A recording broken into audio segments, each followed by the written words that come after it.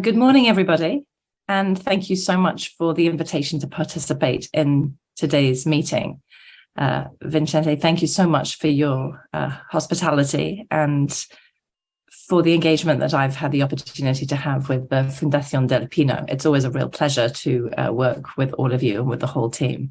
I'm sorry I can't be there with you in person, but I'm really happy to be beaming in today from rather snowy Boston.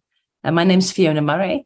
I'm a professor of innovation and entrepreneurship at MIT, and I had the great pleasure of working with Oihana and Lars as colleagues on this report on the deep tech ecosystem in Spain.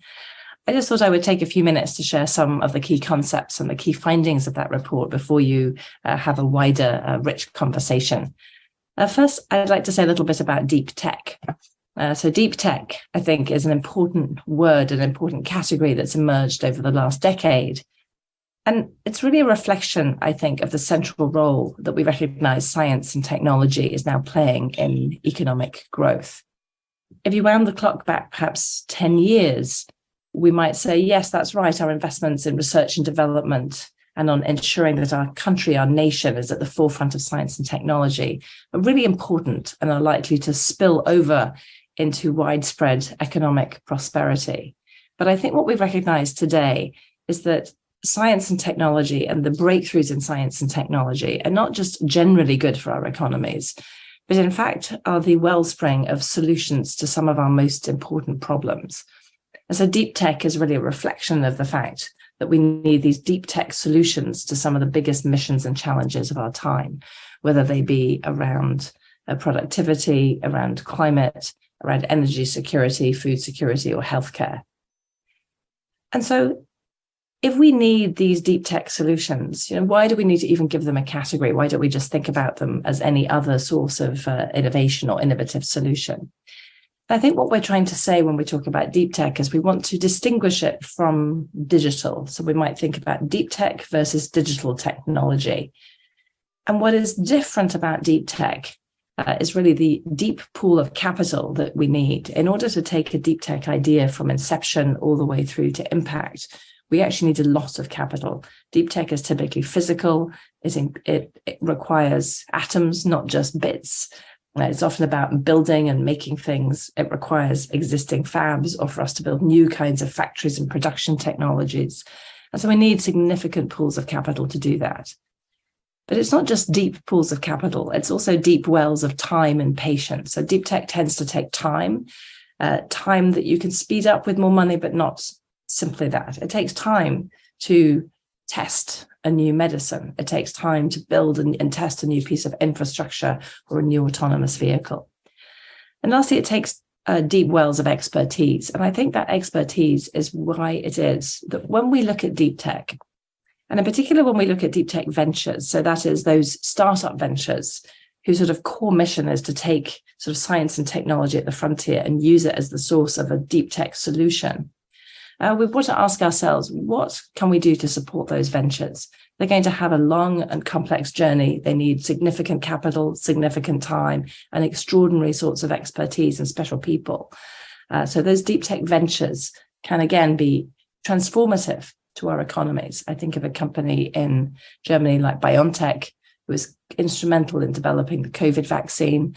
Company like Commonwealth Fusion Systems in Boston. This is trying to develop commercial fusion energy. Think of companies like that and recognize that if those are new startup ventures, how do we support them? If we step back in all our work that we've done at MIT, we've recognized that an innovation ecosystem is absolutely essential to supporting startup ventures. And the deeper the tech, the more important the innovation ecosystem. If I'm just starting a small business, I can probably find anyone, anywhere to kind of support me. Lots of small towns and villages and precincts and provinces will have some of the support mechanisms. We could always make those better, and those are very important for our economy. But as soon as I'm moving into digital tech and then to deep tech, the need for a specialized ecosystem to support what I'm doing and a community to be specialized in its support of those deep tech ventures becomes absolutely paramount. In our model of innovation ecosystems, we reflect on the fact that we need 5 key stakeholders to support an ecosystem. Those stakeholders are the entrepreneur themselves, so those all-important people who are founding and growing those ventures. But we also need risk capital. So we need risk capital providers who are going to provide some of the risk capital needed for that venture to basically go on its idea to impact journey. The deeper the tech I'm trying to do, the more specialized the kinds of investors I need, because they, as I've said, they have to be patient and they need to really care about the mission and the market at the end. I need the universities. So the universities continue to be of central importance. The universities have to be at the table, not simply to be where ideas get generated and where science and technology is done in the lab, but also as we think about training the next generation of PhDs and postdocs. And then there are two other stakeholders at the table, the government, and that can mean city government, it can mean province or state government, and it can mean national government, who are not only sort of setting the rules and the policies, but are also providing support. They're providing things like tax policies and visas and so on and so forth. And lastly, large corporations. Again, in deep tech, there's a lot of expertise about scaling up. And it's often that capacity to scale up that some of our most important large corporations have. They're also often large customers and they're potential customers for some of these deep tech solutions. And so our ecosystem model has taken us from the classic triple helix of industry, university, government to a 5-stakeholder model when we think about entrepreneurs and risk capital, as well as large corporations, universities, and government. And so we know that we have to have those 5 stakeholders at the table. And in the work that MIT has done with Fundación del Pino, with Madrid and their organization MIDE through our REAP program, with our team from Andalusia, and with a number of colleagues, we've definitely found that having these 5 stakeholders at the table can make a transformative difference.